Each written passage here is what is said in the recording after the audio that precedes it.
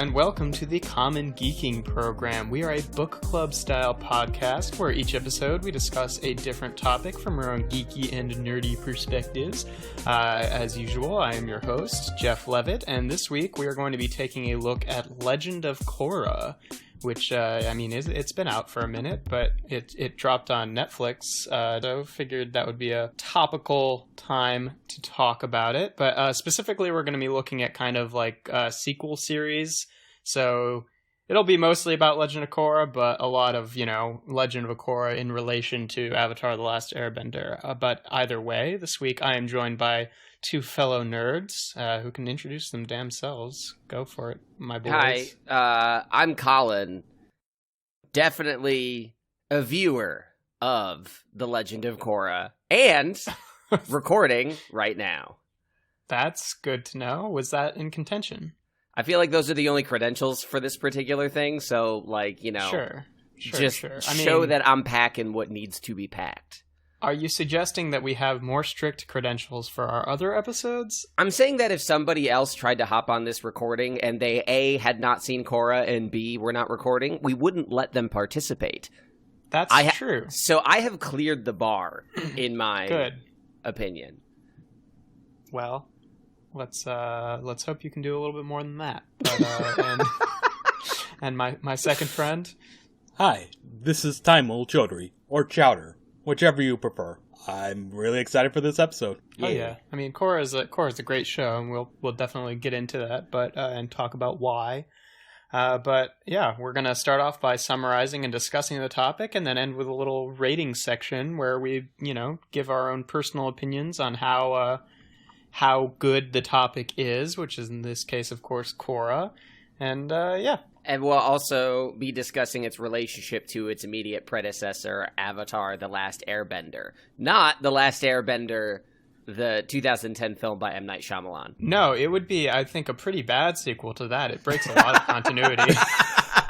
I don't know, man. For example, you ever notice how in Legend of Korra, the firebenders just inexplicably can create fire, whereas it was clearly canonically established in the movie The Last Airbender that they had to take fire from pre-existing places. Which makes it less believable that the Fire Nation could take over so much and keep a 100-year war going. But but it doesn't matter, Chowder, because it's canon.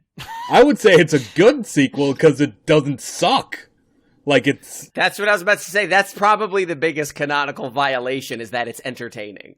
It's a good point. All right. Let's get on into the summary. So,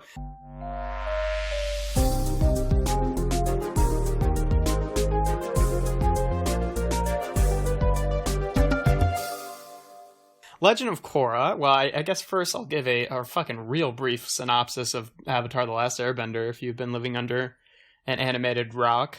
If you scroll back, we do have an episode, I think it's called My Cabbages, episode 63 of this podcast. We did cover The Last Airbender, just if you ever want to hear a discussion on that.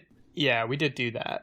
But Avatar: The Last Airbender, I mean, it's pretty much all summed up in their little opening sequence. It's like, we got four nations. They're all based on the different elements, fire, wind, earth, and water. And the Fire Nation just decided that they would start going on a tyrannical imperial, crusade. And they pretty much destroyed the Air Nation. And there's this guy called the Avatar who can master all four elements, who is our main character, who is also the last airbender, because he basically was this little kid. He's, 12? And he uses his avatar powers and accidentally puts himself in a block of ice for 100 years. So he wakes up, all the other air people are dead, and he's like, hey, gotta stop the Fire Nation. And that's pretty much the whole series. But it is great. That's the main thing about it, is that it's awesome. And then Legend of Korra, so the whole thing with the Avatar is that, are you guys just being very quiet, or can I not hear you? Oh, no, I'm rapt by your storytelling. I'm just being very quiet. Okay. I see, I'm not used to people not cutting me off, which is not to say that I want you to cut me off, but... Yeah, you're walking a fine line there. But no, yeah. I feel like your description brought me to tears, much as the finale of The Last Airbender did. You really captured the nuance of Aang's struggles to master the Avatar state. Sure, because he's just a little monk, and he's like, I don't want to hurt nobody, and everyone else is like, you gotta kill that motherfucker, he's a problem. Anyway, so the thing with the Avatar as a spiritual character is that they have this whole, I mean, I guess everyone in the world has a reincarnated cycle, but the Avatar is the only one that they can identify. Would you say that's a fair interpretation? So that the Avatar is not the only one who is being reborn. It's just that, you know, I think that at the beginning of Legend of Korra, I would have said the Avatar was the only one that is reborn. I think it's a lot more vague afterwards. Yeah. I think after we summarize some of the stuff, especially from seasons 2 and 3, I might actually argue against you on that point. Okay, well, we'll get back to that. That's the way I always interpreted it. I interpret it that way too. It's just declaring that this is a reincarnating system, but the Avatar specifically is the important one that he comes back because, you know, then that's a new person who can use all the elements. And Legend of Korra is basically, it's set, 16 years at the beginning after Aang's death, and we're following the new Avatar, who is Korra, and she's a waterbender. Well, I mean, you know, originally, she's everything. Yeah.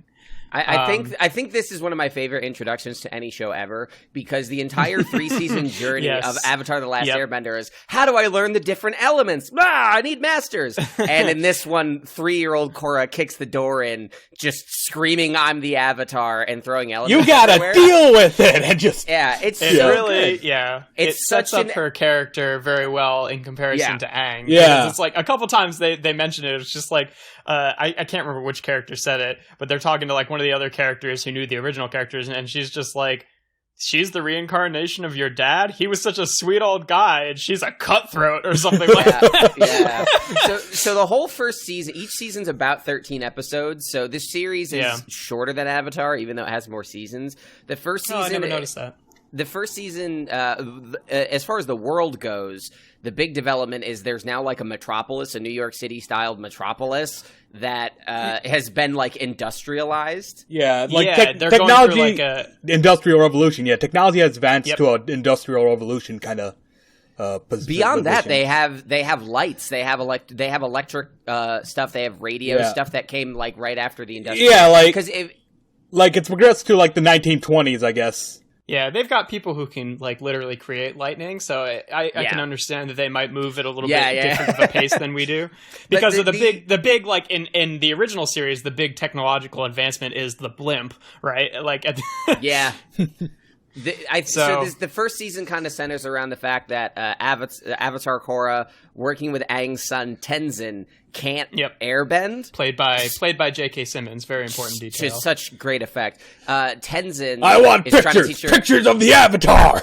He's trying. But actually, though, have you seen the videos where someone takes like the audio from Whiplash and cuts it in? Yes, like yes, I have. That sounds great.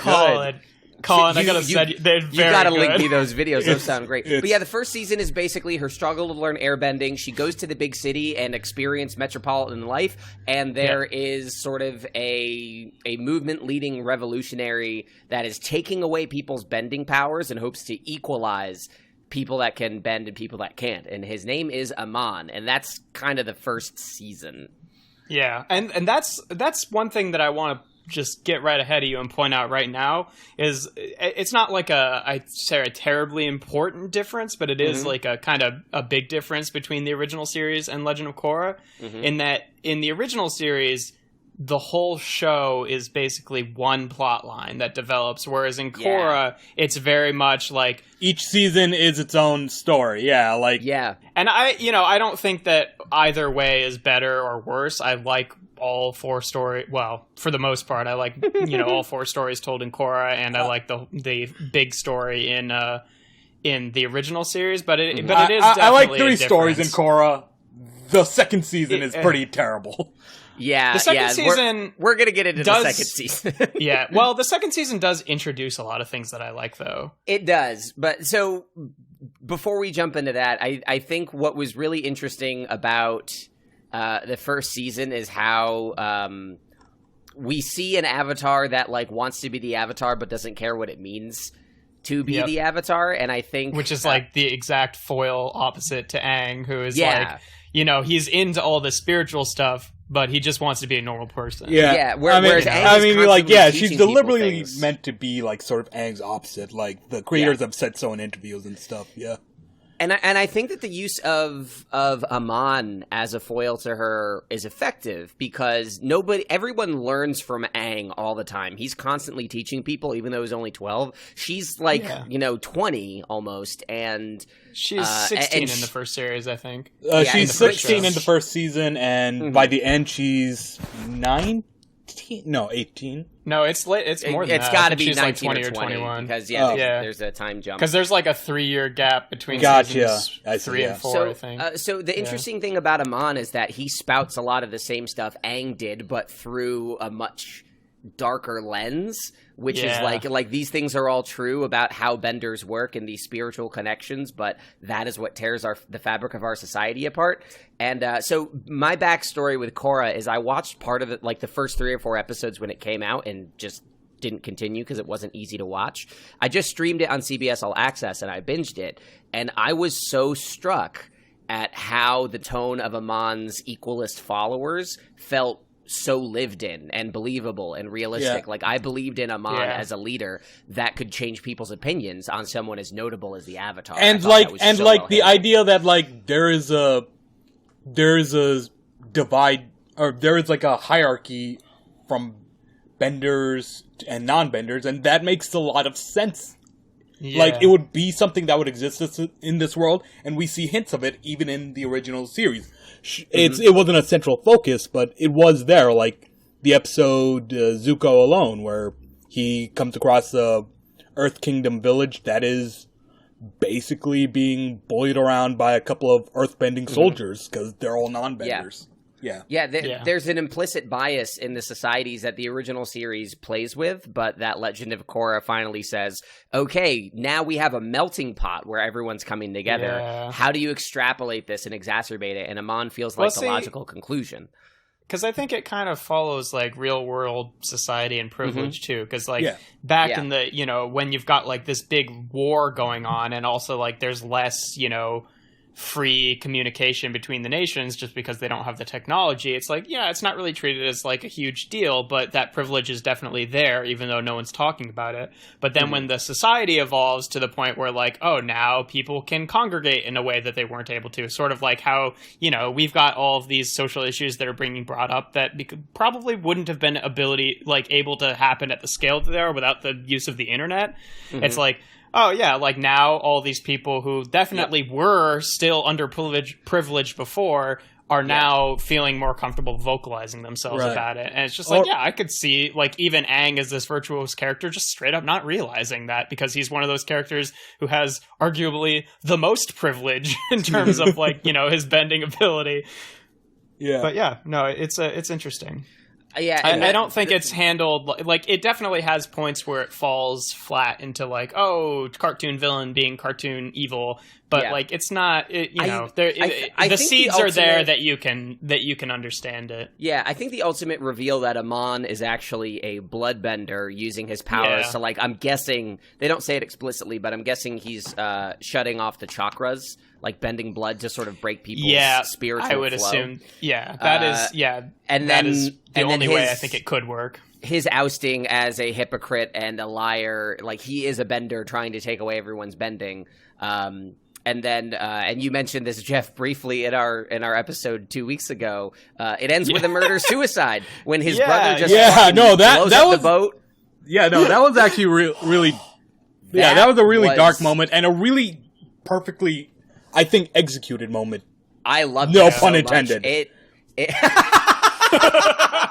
So perfectly executed is the episode title, right? The night is still young. Yeah. We could come up with something better, but that's a contender for sure. Do we want to jump into season 2, or rather book 2, Spirits? Yeah, I will say upon rewatching it, I don't dislike it as much as I did before, but I definitely think that some of the things fall a little bit flatter and less like cleverly nuanced than the first season. Oh, sure, it wasn't. Or are we talking about season? Oh, we're talking season 2, Spirits. Season 2. Yeah, no, I still kind of dislike season 2. I don't even know if I'd say it's the worst one, because there's a lot of stuff about season 4 that I don't like as well. I actually really like season 4. I think, but I guess my lasting opinion of it is like, yeah, I feel like it's weaker than the other seasons, but it's, still reaches the bar for me. But let's dive into it. Yeah. Yeah. So the plot of season 2 basically is, Korra now, at the end of season 1, she was able to master airbending and restore people's bending that Amon took away, right? And the whole season basically revolves around a civil war in the northern and southern water tribes. And also, I just would like to point out the fucking nepotism of the situation, that the chiefs of the tribes are Korra's dad and Korra's uncle. Okay. I think the uncle is a coincidence, because I think that they had royal blood even before Korra was born, but I think though, pretty sure that he got his job. Her dad got his job as chief because his daughter was the Avatar. Fairly certain. I think that you actually highlight a good point, because where season 2, and I agree, season 2 has, I think, a lot more obvious weaknesses than the other seasons, and we'll get into why in a second. But I think it stems from this same idea. There are a lot of plot elements that seem to exist because of convenience, whereas season 1 and the Avatar: The Last Airbender, I think, had reasoning, motivation, and consequences very rooted in logic and very rooted in world building. And a lot of these choices, like, Korra's related to every important figure. That's, I think, the first misstep of many. Yeah. Where they weren't thinking about the world as much as they were thinking about convenient plot advancement. To be fair, I think that would be solved for me if there was literally one character who is criticizing her dad and saying you're only chief because your daughter's the Avatar, and pointing out that nepotism, because I don't think it's an unrealistic thing to have happened, but the fact that they don't point it out makes it feel like, it was always this way, when I don't think it was. But I mean, in my honest, or I feel like season 2, the problem is it feels rushed, and a big reason for that is because, when season 1 was being made, they weren't sure if they were gonna get another season. Mm-hmm.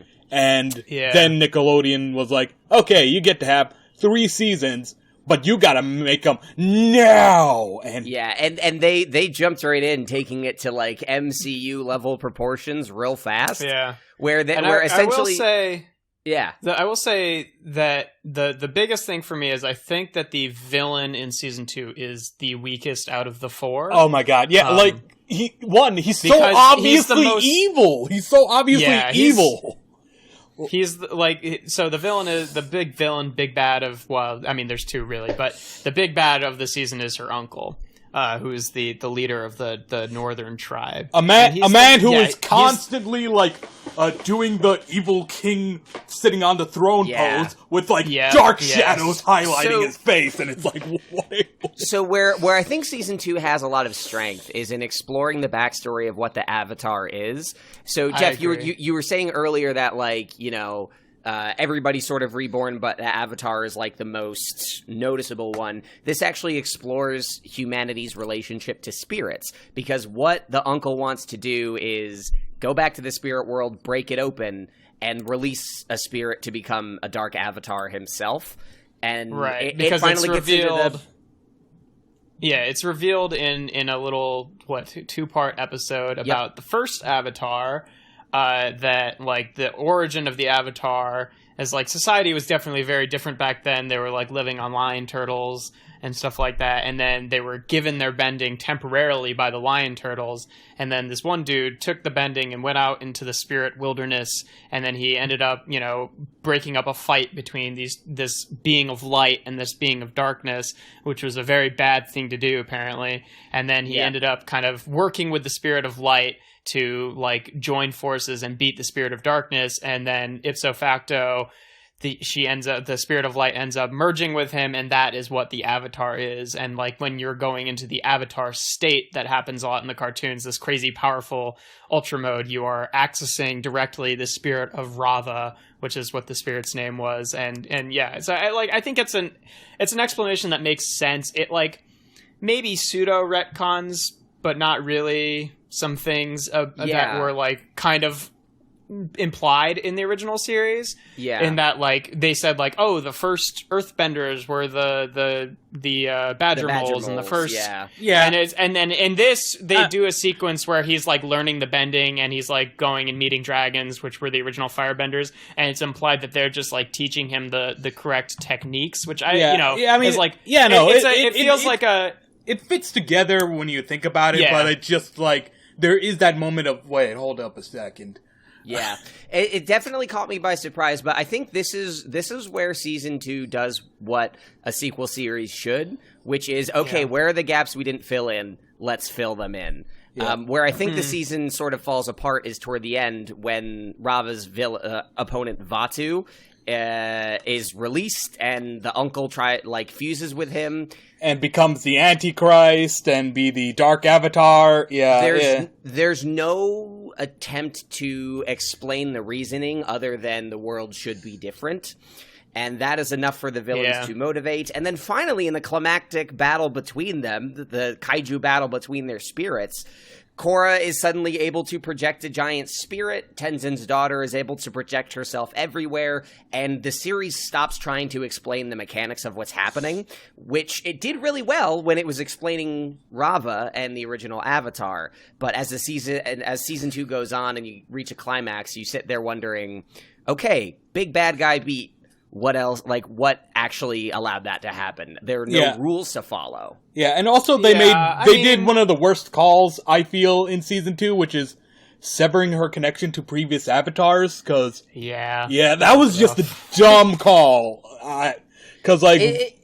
Because I understand. It seems like an interesting storytelling technique, but then it robs you of some of the more interesting storytelling mechanics you already set up for yourself. So I don't necessarily disagree with it, but I see it as an opportunity cost. Yeah. Because I think that they had already set up the precedent that Korra was not as spiritually minded as Aang. So if they didn't want to reuse the Aang-Roku relationship from the original series with Aang and Korra, like, they already had a good reason not to do that. So it almost felt like a gut punch just to, like, you know, give the audience a reaction, which felt a little bit disingenuous to me, personally. It felt cheap, because, like, what it robs you is the opportunities to have Korra learn about the history of this world by taking away basically a bunch of characters who can fill her in on that. And also... I think this particular sorry, go ahead. I'll let you finish. And also just gets rid of a lot of foils. Like, a thing they did in this first series, Avatar: The Last Airbender, was that Aang was very much contrasted between not just Roku, but Kyoshi and many of the previous avatars. And we get to see how his approach differs from everyone else. And we get to see how Korra's approach differs from Aang. And now we don't really get to see how Korra is different from the Avatar. Why we need Korra specifically and not an Avatar. Which is a big theme of this entire series, is that the world needs Korra, not necessarily the Avatar. Yeah. And I think this particular aspect is not something that would bother everyone, but for me it almost felt like, you know, ignoring the fact that Aang was already dead, it felt like, oh, they're just gonna kill off Aang right in front of us, which felt like, in a sort of, you know, not casual, but like, just kind of, like, there's no last moment with Aang. Like, we barely got to interact much with adult Aang. And it's like, it's already a little bit sad to me that the writers decided, oh yeah, because Aang was stuck in an iceberg for 100 years, that he means he died younger, so he died in, like, his 60s. And I'm like, okay, but we had characters in the original show that lived to be, like, 130, so, like, couldn't we have just aged up the characters that we wanted to still be alive and still had that work and just had them be generally old? I mean, we get that. You know, we get that in seasons 3 and 4. Do we want to? Season 3 seems like the foggiest in my mind. Does someone else want to take the summary of that? Okay, here we go. Season 3 may be my favorite, but I'll let you give the rundown, Chowder. Yeah, no, I also really like season 3. Basically, after the events of season 2, the material world and the spirit realm have sort of converged more, and that has resulted in more people becoming airbenders where there weren't any before. And like the world is trying to balance itself back out since there's only like 4 airbenders alive, which are all related to Aang. And they're like, now that the spirit world is open, like, let's get more of those guys back, which is great. I think, Yeah, and so basically Korra, Tenzin, and the other characters decide to go on a around-the-world trip to, like, gather up all the airbenders and, like, rebuild the culture. And while that is all happening, one of the people who has gained airbending powers is anarchist criminal named Zahir. There we go. Yes. There we go. And he puts together like a suicide squad. Well, yeah, it was like his previous team that was previously built up of, an earthbender, a waterbender, a firebender, and a non-bender, which is now, obviously one for each element. A little bit of a plot convenience there, but I'll let that one slide because Zahir is just the best villain in the whole show. Cool. By far, I think, for me. He's excellent. And so like they've got this philosophy of like the Avatar needs to be murdered because like the Avatar creates this disbalance in the world, and like I don't think I'm giving it justice. The way he explains it, makes a lot of sense in the show, and he's a very like calm and collected. Like he's a very different villain than the ones that we've gotten before. Authority is bad, hierarchy is bad, and it's like he's not wrong. He's got a lot of good points that are taken up too far, Yeah. So the series, how does it wraps up with? God, I remember they're fighting at Zahir is trying to take over the Southern Air Temple. He's trying to kill everyone there, where they've rounded up all the other airbenders, and there's basically a showdown where he poisons Korra. No, he wasn't trying to kill. So he wasn't trying to kill the other airbenders. He was trying to kill Korra. It was using the airbenders to lure Korra there. Exactly. What he's basically trying to do is kill her in the Avatar state, which has been pre-established to Rava, end the cycle. Yeah. Which is a hell of a fucking ballsy ass thing to do. Like, you see that godlike being that, like, when it goes into god mode, it is practically a goddamn Super Saiyan? I'm gonna wrestle it! Yeah. Pretty much. And we got some great deaths in that one too. The most brutal of being the firebender who, like, she's got this special power where she shoots lasers from her head, which was a nod to a character. They actually called it a combustion bender. A combustion bender, yeah. She shoots her laser, and one of the other characters, who's a metal bender, while she's shooting the laser, wraps her metal armor around her face, so her head just fucking explodes. We don't see it, but I think we know exactly what fucking happened.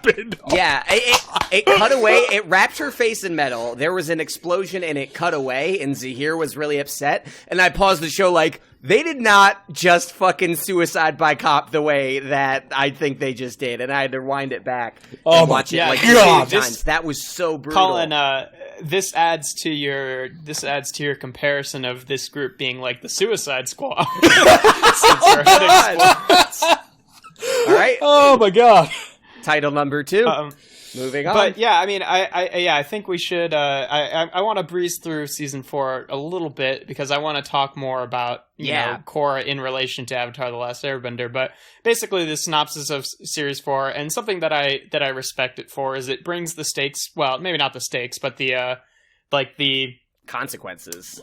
Yeah, I'll say the stakes. It brings the stakes back a little bit from, like, some of the previous seasons, and, well, same thing. Consequences, stakes, whatever. And something that, I'll touch on in a bit is something that I think a sequel series should not try to do is not try to one-up the original series stakes just for the sake of it. Yeah. It's not necessarily bad if they do that, but, like, something that, I felt was kind of a problem in season 2 was...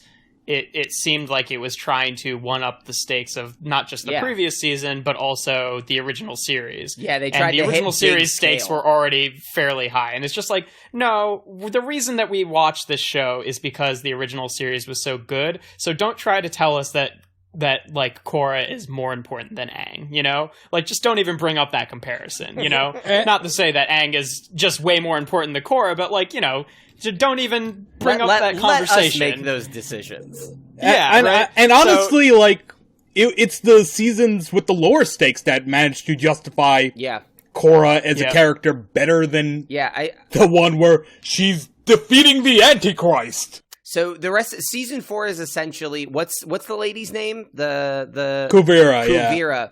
Kuvira worked with some of the other metal benders we've known throughout the show, and for the 3 years that Korra is gone after being poisoned by Zahir, she has created the Earth Empire, where she basically hold on, really important thing to point out before we keep going. In season 3, Zahir murdered the Queen of the Earth Kingdom.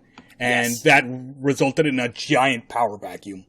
Very important. That was another very good, brutal on-screen death. Oh my god, where you just sucks the air out of her lungs. Yeah, no, that Nickelodeon. Yeah, that was that squicked me out pretty bad. But I loved it. Kuvira steps in to fill the power vacuum by basically forcing all these people to join her, and basically starting a fascist regime. Yeah, she refuses to relinquish power once all the individual Earth settlements are together, and Korra is still, like, physically and mentally fucked up from being poisoned by Zahir. So the season called Balance is the process of Korra reckoning with her past to get to the point where she can stop this regime. And if we're talking about the scale of stakes over the other seasons and stuff, the way that this ends up is interesting. The way that they build a metal bending based platinum 25 story mecha, Pacific Rim machine. See, that was the cause of my hesitation when I started to say I enjoyed that the stakes were down, because they are down. You know, like the stakes previously were like the destruction of the whole world, and this is now it's just like a city. Of this city. But like, there just didn't need to be a giant walking mecha suit robot. Because, like, I get the fucking jump from the Industrial Revolution to early radio. I have a harder time accepting the jump from the Industrial Revolution to giant walking mechas, which are also, like, you know, giant metal and human shaped. Not even necessarily the most. Keep in mind, the original series did have a giant fuck-off drill trying to drill through a wall. And no, that's true. And at least the mech that Kuvira is running was run by bending, which is conceivable. So all they had to do was build a shell, and people inside use their powers to move it. It's not like they built anything robotic. So, like, I understand that. It's still not the representation I would have chosen. Yeah, but then is the idea that the people on the outside can't bend the things that they're bending on the inside because of all the platinum? Yeah, the platinum essentially would block the people on the outside from bending what's on the inside, but the people on the inside are right next to the bendable materials. Because once Bolin and Mako infiltrate the thing, they are able to bend the shit out of everything and wreck it from the inside. Yeah, that's fair. This seems unnecessary. All right, this is not a criticism. It's just something I find kind of odd personally. Man, there is a lot of fucking platinum in this world. Platinum's rare, like super rare. But man, they are just getting it all over. And I know, different world. Maybe there's just more platinum lying around. Yeah, no, okay. Isn't the idea that I thought that the idea was that they were, like, purifying the metal by, like, bending the minerals out of it and making it into platinum. That's reasonable explanation.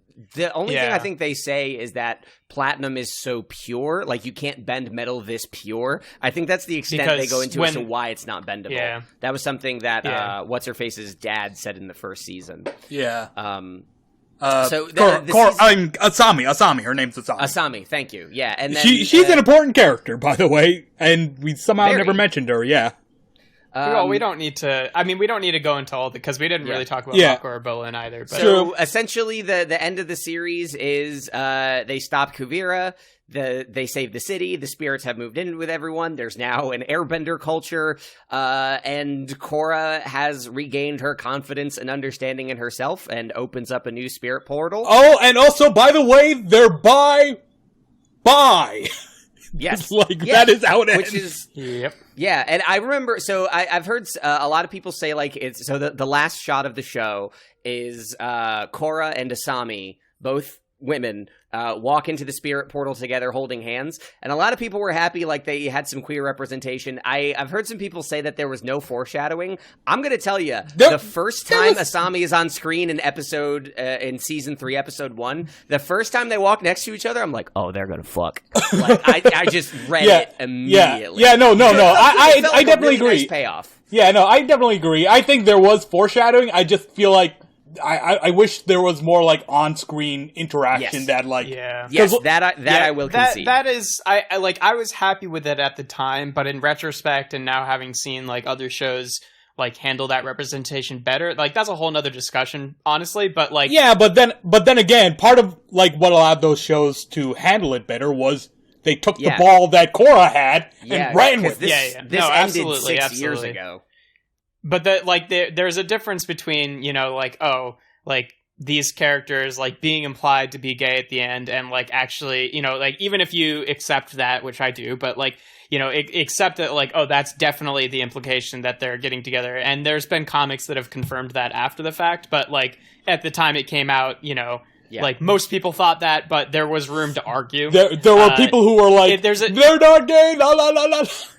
That was a lot of like there's a difference between having that representation like popped in there for the sake of it and actually having, because like at the end of the day, like it was representative, but it wasn't really overly, or maybe I should say it was inclusive, but it wasn't actually a good representation of it because we didn't actually get to see that story. Yeah, we didn't get to see the end of the story. We got to see the beginning of the story.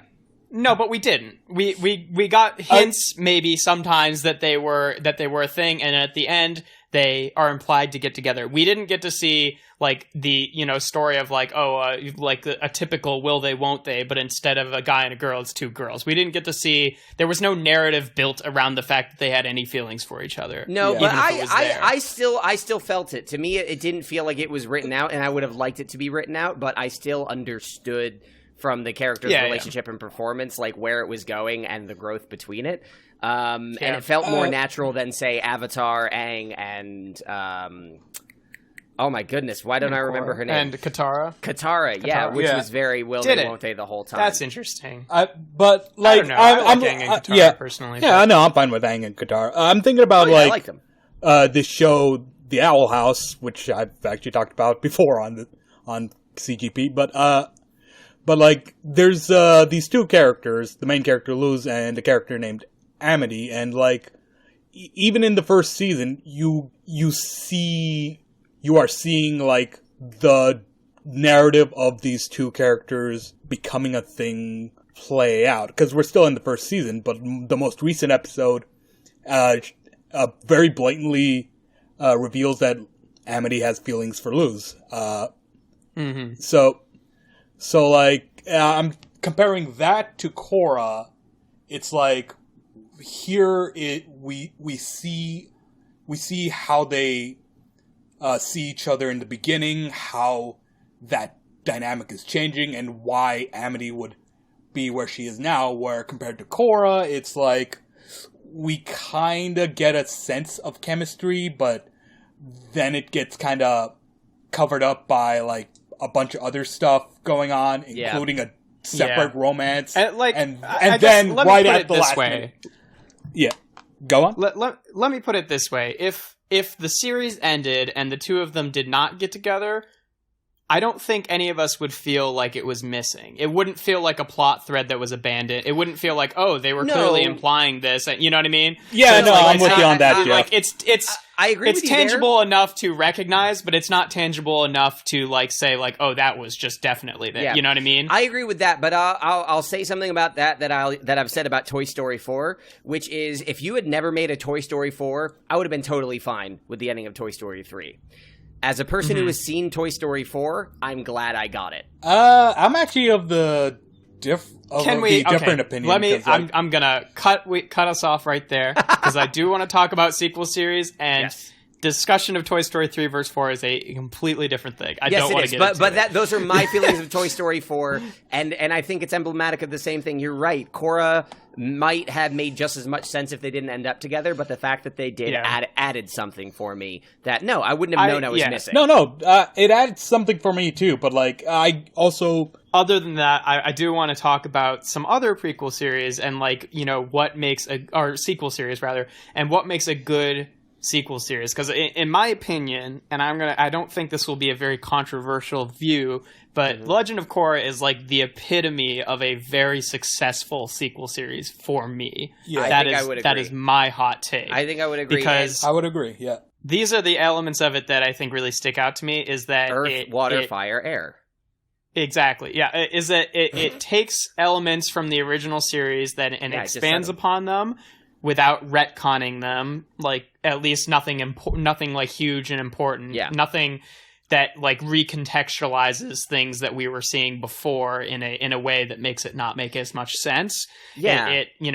It stays true to the tone of the show, but also has its own tone and its own characters. It doesn't just, repeat where like all of the characters are clearly a stand-in for X character from the original show. Like, you can draw those comparisons, but there's a lot of ways in which those lines don't line up perfectly, right? Like, you couldn't say Mako is just Zuko because they've got very different things. You couldn't say Bolin is Toph, obviously. They're very different. And you couldn't even really say Bolin is Sokka, who I think is the closest character that he's, there's like a lot of nuance to the, like, there's similarities that capture on the thing that really gave the original show all its heart, but it doesn't just repeat it, and it doesn't spit in its face.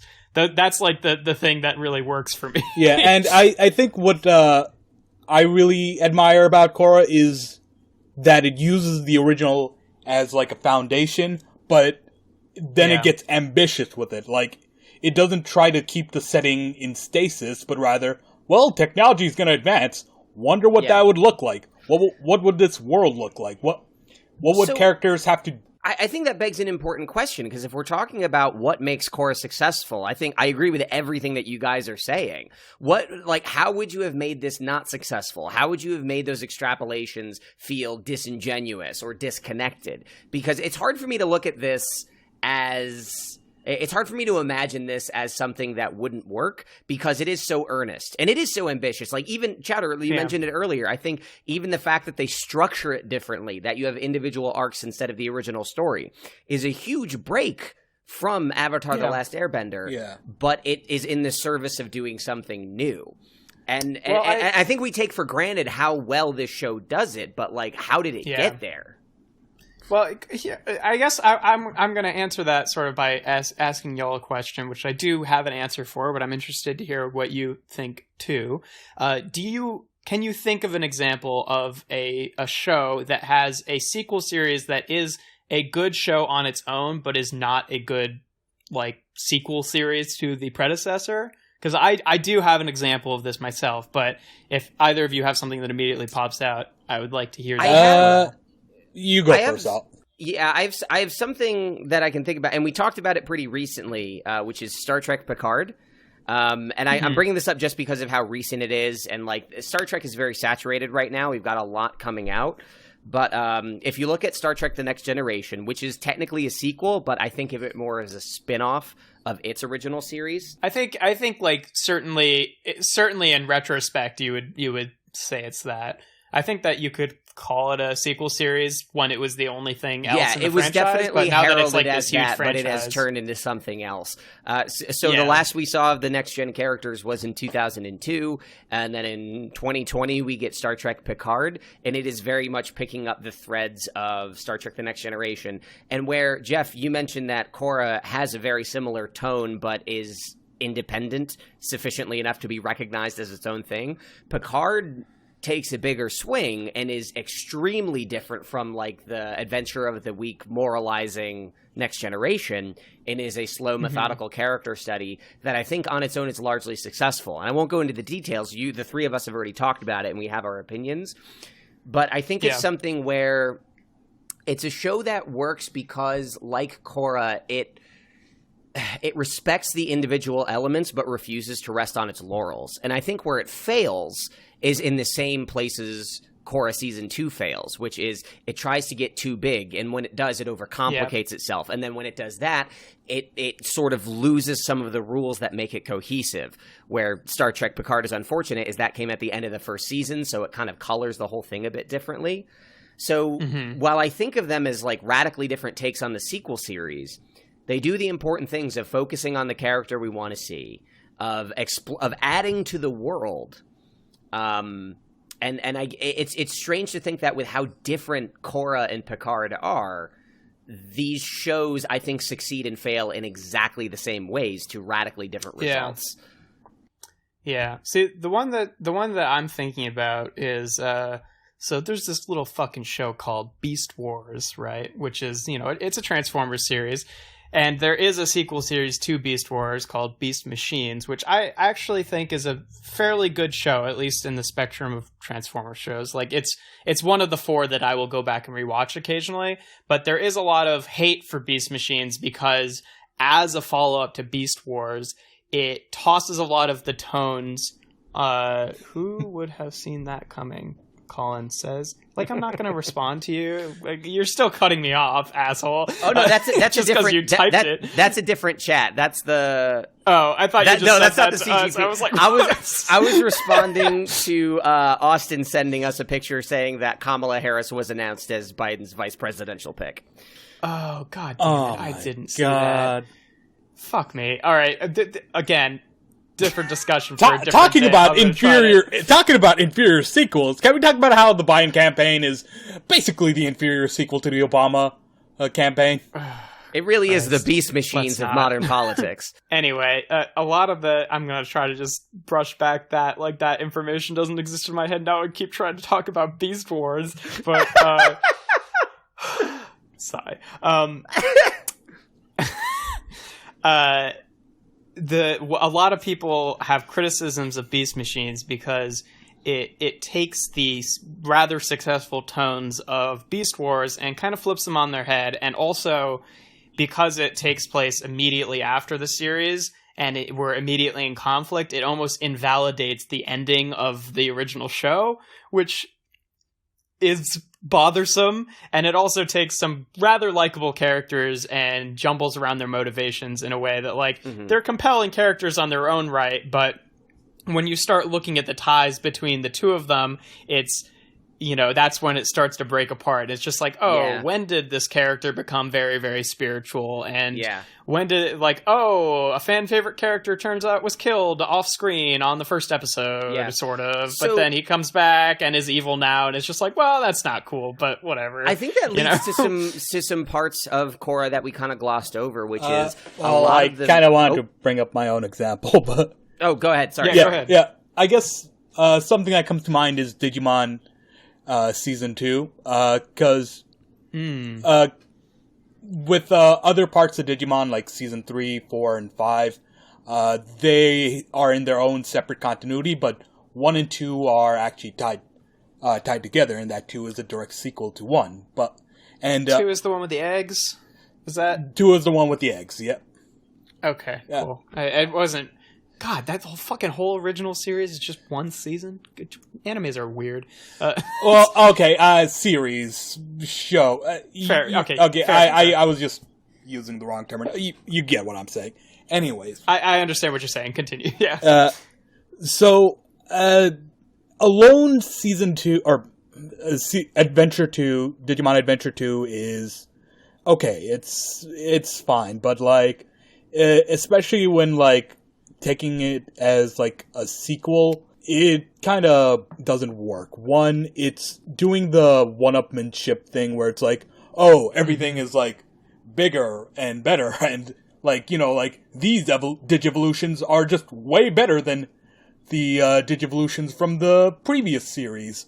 And the previous characters are just outclassed by these new kinds of Digivolutions, and there's because they just want to keep escalating things up and up and up. And the villain is even more dangerous than the already pretty powerful villains of the last series. And fucking Myotismon is terrifying. Yeah. Oh, word. But that's the thing. Right at the last minute, they bring back Myotismon, but it has none of the impact that he had in the first season, and it's and well, it's because like they're basically saying like, hey, you know that big scary guy we had in the original series? Wasn't he great? Well, we've just made another guy that could fucking eat that motherfucker for breakfast. Fuck that guy. He's a little bitch compared to our new powerful, amazing guy. Yeah, and like even funnily, it does incorrectly what Korra like shined at, which was taking it in a interesting direction. Like there's this plot thread about like this near Eldritch other realm that's separate from both the Digimon world and the human world that like was super fascinating, and they completely drop it. It's there, and then they never talk about it ever again to pursue the shit about Myotismon, because it like involves like one of the characters, Kairi, being like, I've always kind of been aware of it, but I've tried to ignore it, but oh god, now I'm being hunted down by these eldritch creatures, and yeah, no. And it's just a one episode thing, right? Yeah, yeah, exactly. And it's like frustrating because that is more interesting than what they actually ended up doing. And honestly, I think when I get the distinct feeling that the concept that they were trying to explore there ended up being used in Digimon Tamers, the third series, and the third Digimon series, and turns out Digimon Tamers ended up being the best out of the entire Digimon franchise. Yeah, because I think that's something that Korra does pretty well, is that like it's changed the world enough since it's had such a long gap that the stakes, like, though sometimes like they almost seem incomparable to what was happening in the original series, which I think is a good thing, because like if you're really like looking at all the stakes of the individual characters, like you could be like, oh yeah, the stakes are higher or lower than fucking Firelord or Ozai, but the world has changed so much that the stakes are just flat out different, and there's like different implications since like with this new technological revolution there's more complexity to the world, and I think that's a really, interesting way to not have the two get compared too much. Yeah, no, I think that's fair. Another aspect that I think is worth comparing, based on Chowder, your statement that the second season of Digimon essentially just tried to like one up its previous characters, and Picard brings back its characters. We kind of glossed over in Korra there that honestly most of the main characters return in some capacity. We get versions of Toph and Katara and Firelord Zuko and Iroh. Not a single fucking mention of what the hell happened to Sokka. Rude. No. Just say he was a councilman in Republic City. Yeah, but we don't know how he died, or like if he had any children. What happened to Suki, or like everyone? I'm just saying.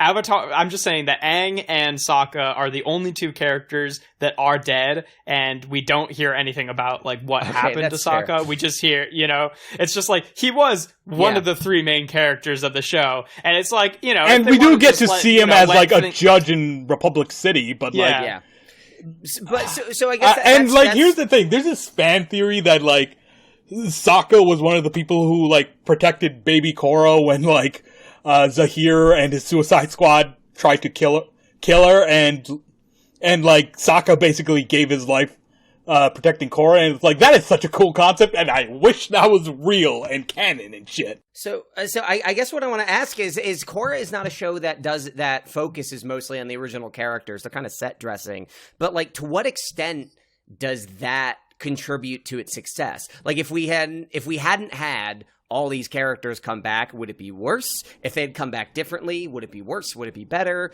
Like, I think that's an integral part to how these things move. And I think Korra's just kind of unique.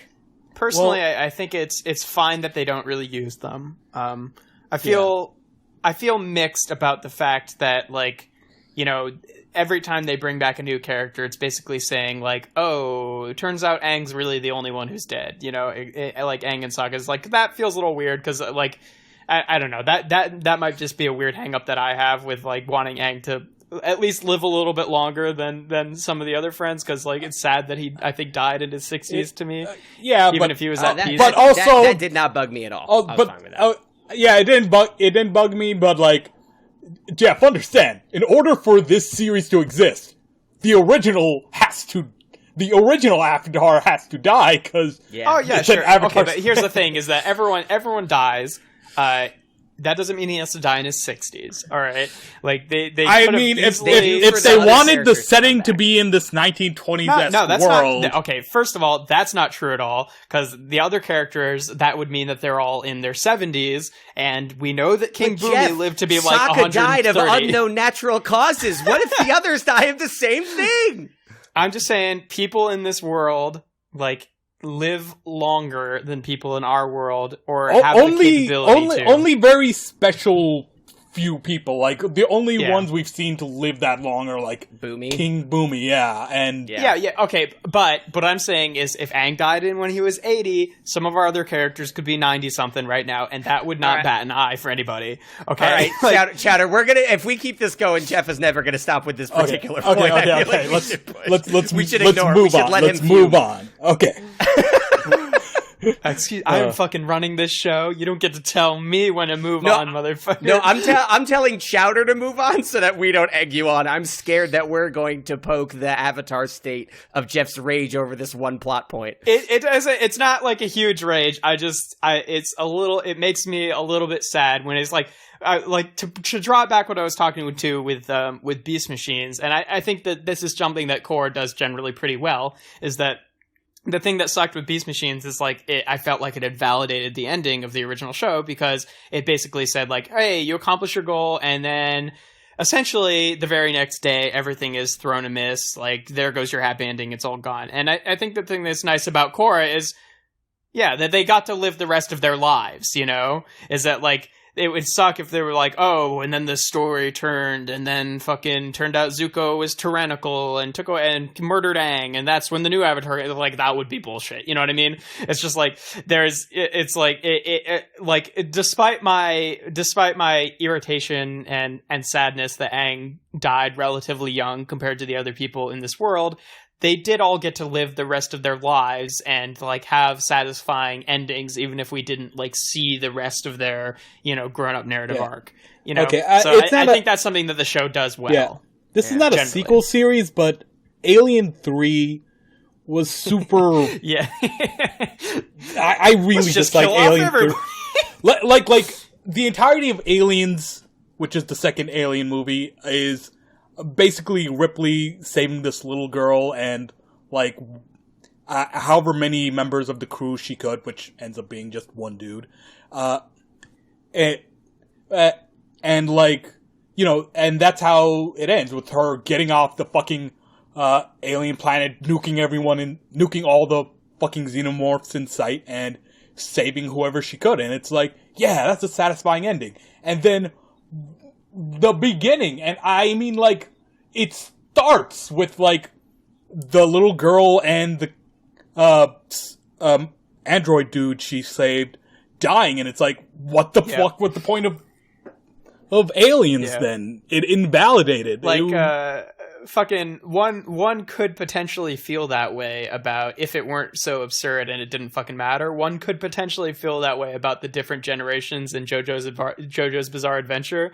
It's just like, hey, remember that big bad guy you killed last time? Now an even scarier one is back, and he's also kind of back. Shoo, la, la, la, la, la. Yeah. But it's like, it's fine because that show is just such an absurd parody and like is ridiculous anyway. But no. Here's the thing, though. I think JoJo works because second season, there was bigger and badder guys, but they do fit into the mythos that JoJo developed. And then the third part, the first villain comes back, but one, it makes sense because we know his power set, and his power set would have let him do that. And two, it does recontextualize the original as a sort of tragedy, which it does actually lean into. And yeah, but that's the thing, is that like even if it uses that recontextualization, that's something that bothers me, is when the sequel tries to recontextualize the first one, because it's like, basically the end of the original season is like, oh, like our character dies, but so does the big bad, and then 2 seasons later you're just like, actually just our guy. The other one's fine. Like, Yeah, it's I like, hate how the Lord of the Rings books turned Bilbo's innocent ring into a weapon of mass destruction. Yeah. Although, I will say, if that's the case, you're gonna like part 4 and 5, because those don't do that, but Chowder. like... Yeah. I'm saying in a different story that would bug me. It doesn't bug me in JoJo's Bizarre Adventure because the whole thing is taken with a grain of salt to begin with because it's just absurd.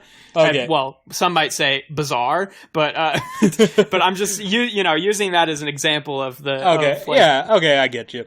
I will say, but anyway, parts 4 and 5 are really good though.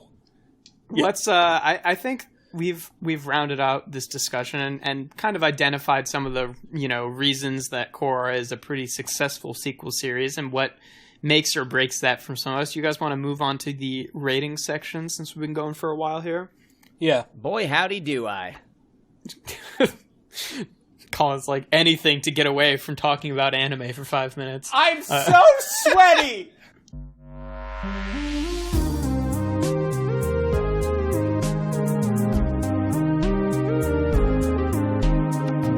All right. Thank you both for a great discussion. That was just, a simple word. It doesn't have to be anything fancy. It was just a good old fucking time. All right.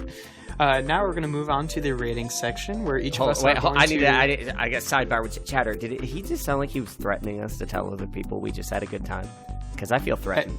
It's not how I was. Jeff, I'm talking to Chowder over here. We're on a different side of the room. Chowder, are you okay with this? I don't know, man. I came out here to have a good time, and I'm feeling so attacked right now. What are you guys talking about over there?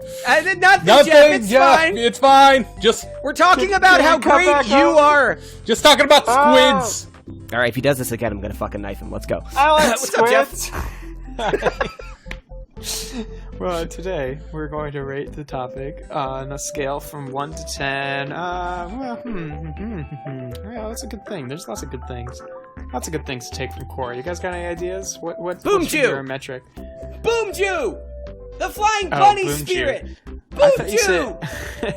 I thought you said Boom Tube, and I'm like, when the fuck did we start talking about DC? I don't know. Out of 10, Nuktuks work too. No, fuck oh Nuktuk. yeah, we're not gonna drop Okay, we don't that have is to talk about Nuktuk. There is one aspect of this show that I think failed, and that is that Naga was such a cool thing that they never turned into the sequel to Appa. I'm fine with that, honestly. Like, just a good dog. That's okay. You don't have to be a fucking wacky character. Also, huge missed opportunity. They call it a polar bear dog, which is one of the... They always hybridize the names like that. But such a missed opportunity to call it a polar retriever. Like, come the fuck on, guys! Get it together!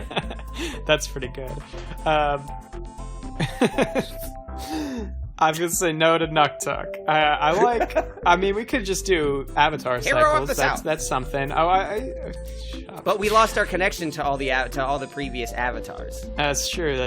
Yeah, we could do Boom Jooms, the fucking bunny ear spirit thing. Yeah, winner by default. Fuck yeah.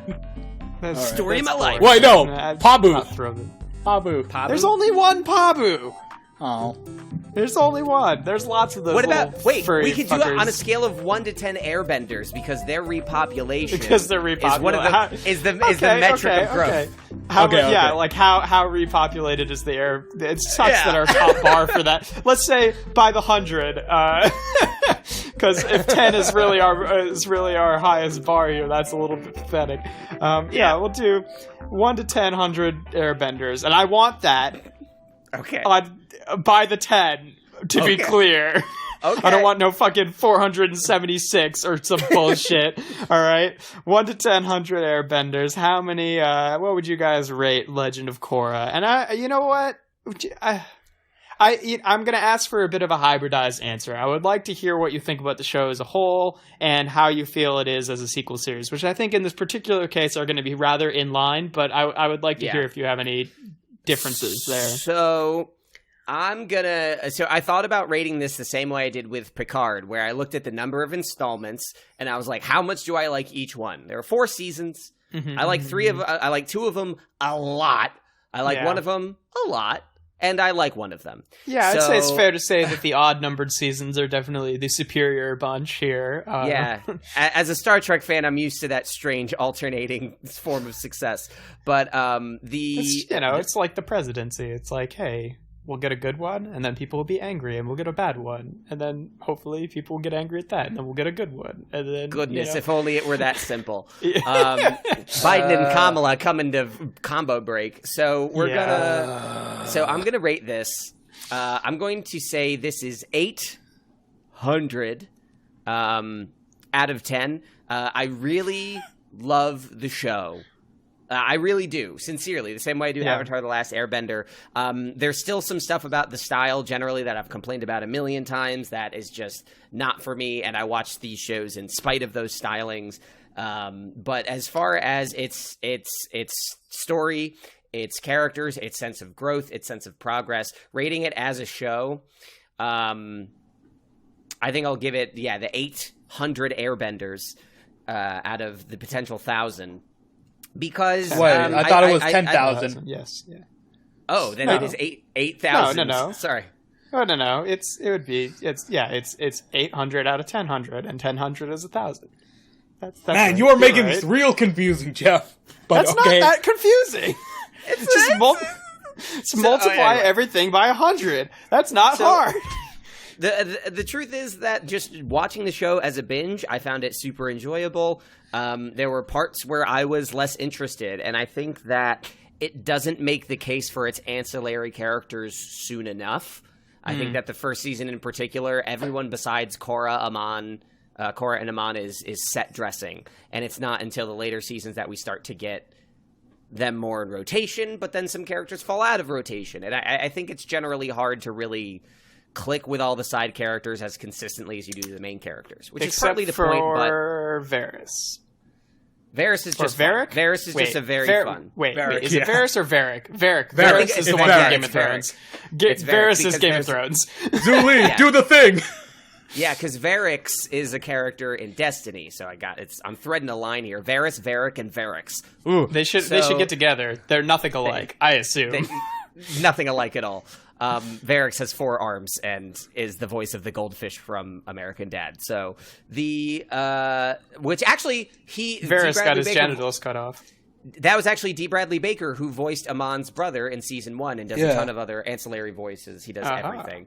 But no, I think that this season is a very good show. As a sequel, I would rate it higher because when you're looking at it as a sequel to Avatar: The Last Airbender, I think some of the weaknesses in the story that we covered in the conclusions to 4 and 2, I think become a little more forgivable. Because if I'm looking at them as they relate to the original series, it's easier to look at them as expansions and that context makes it easier to breeze past them. Where if you're looking at the show in a vacuum, I think it just seems like weak writing. So I would say 900 Airbenders as a sequel. So Avatar: The Last 900 Airbenders, and then 800 of the first Airbenders. I don't know. I really liked it. I liked it a lot. And when comparing it to something, like Picard, which is still new and starting, it is. I'm finding only positive comparisons between this and other shows. And I'm never looking at another show saying like, Korra could have done that so much better, because by and large, I think you're right. This is, if you're talking about sequel series, I think it is top. I think it is top tier, 100%. Yeah. I'm very much with Colin on this. Like, Korra isn't as good as the original Avatar: The Last Airbender series, but that's unfair. Bar to clear. That's an unfair expectation to have of it, because Avatar: The Last Airbender was damn near perfection. But man, Korra does a good job in justifying its existence, being good, being compelling, and as a sequel, it does everything right. It expands upon the original while not wallowing in it. It explores new avenues, uses the recognition of being part of a series to do ambitious and risky stuff. So, as a sequel, I would give it 900 Airbenders, and as a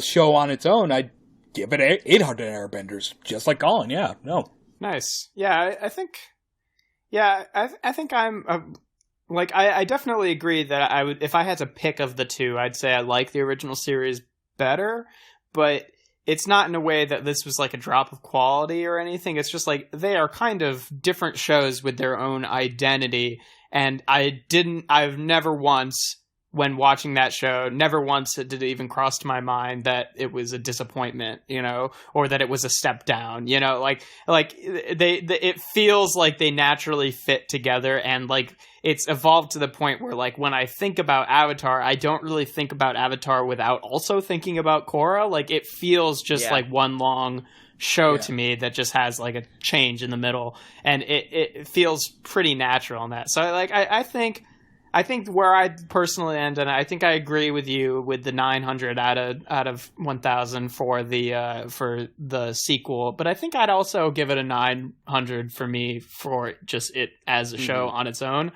It's just like, there's obviously parts about it that I don't like, but like it's far outshadowed by the things that I think are just superb about the series. And like the humor is not like identical to the original series, but it hits all the same spots for me, and it's very good. It's just like it's a good fucking show, And that's pretty much how I feel about it. Yeah. So on one last level, just want to say, if Nickelodeon ever decides to make a third series with an earthbending Avatar, I hope it does the stuff that Korra did, go off in its own direction.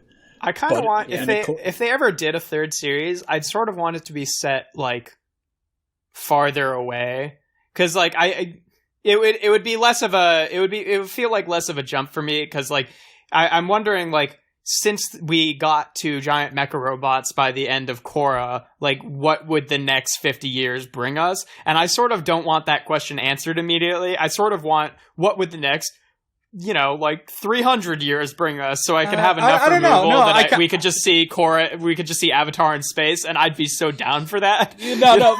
Personally, I actually would want, I would actually want it to take place in something equivalent to our modern times. See how the technology would compare and not compare to ours, with the, how bending would affect that kind of development. Honestly, sorry, go ahead. And I would want to see them, tackle issues that are,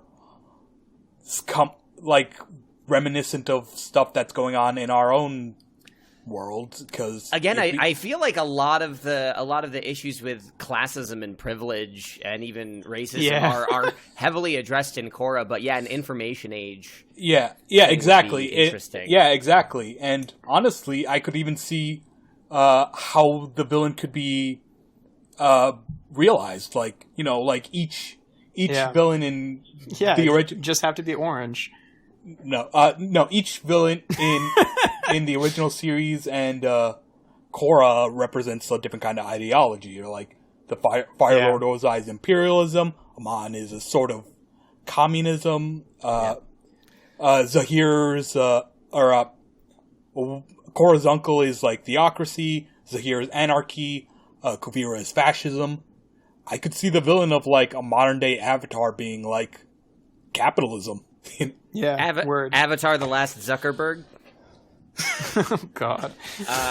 Honestly, I'm just excited to finally see news come out for the live action thing, because it's been billed as a reimagining, so we'll likely get a much more fleshed out version of the original show, and I want to see what that'll be.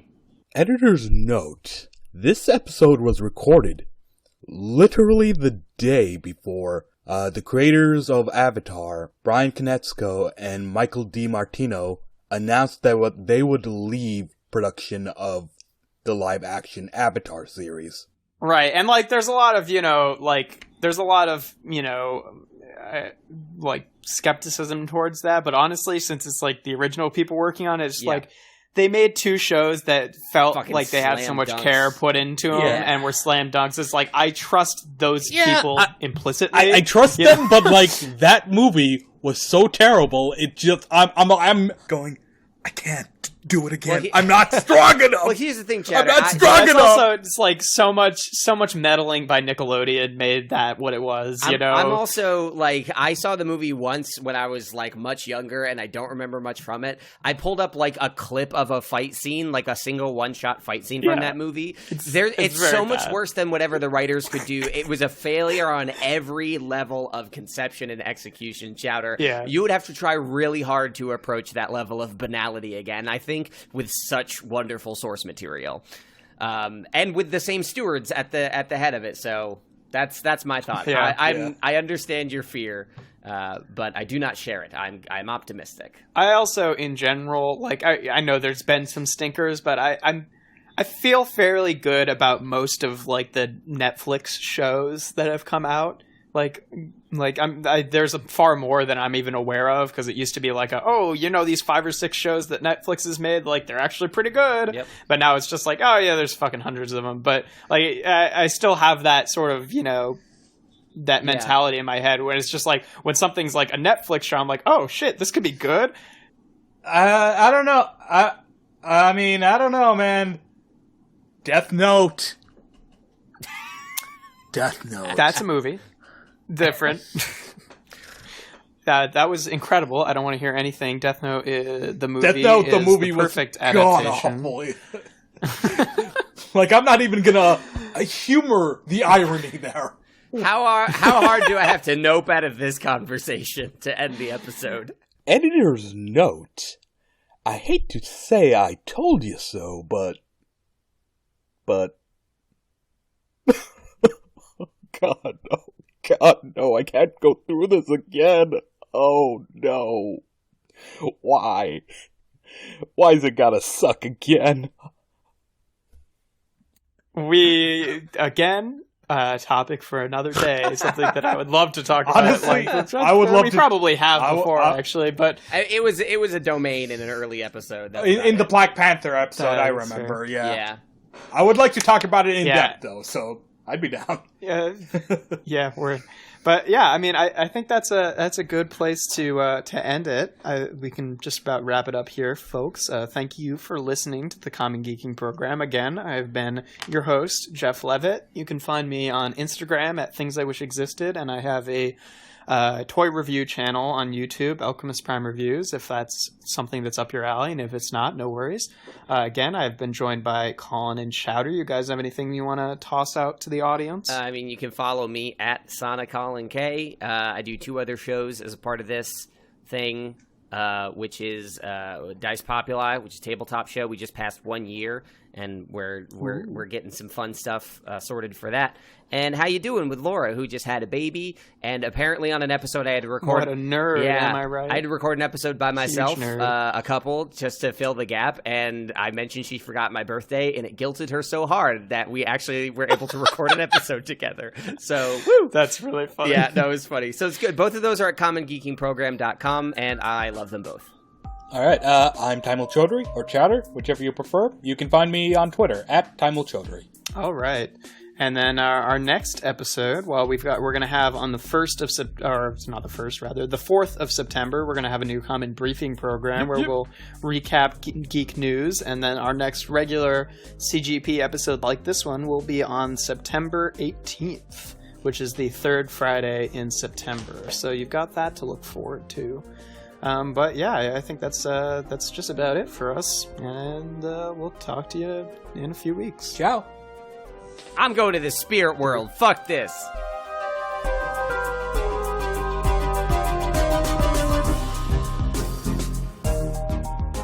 The Common Geeking Program is hosted by Jeff Leavitt, joined this episode by Colin Ketchen and Taeemul Chowdhury.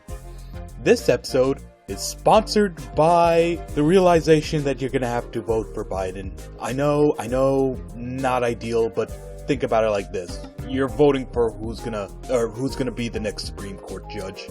It's just how it is.